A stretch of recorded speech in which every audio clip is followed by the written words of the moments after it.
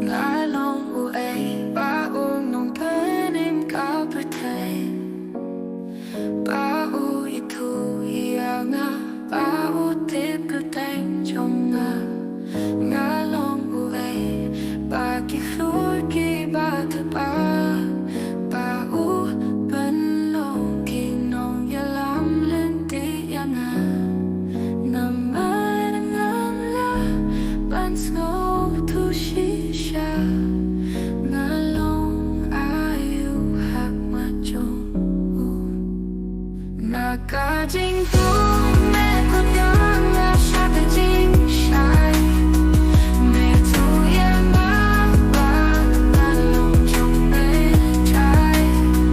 Ngalong shisha kung mang kong bahane Yang me ya tu ko chai ma iya kene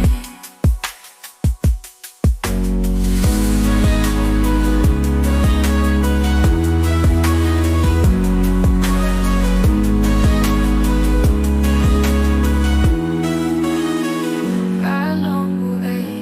bao ay ala kajing Halor tiempla usya banyak nama chong Ngalong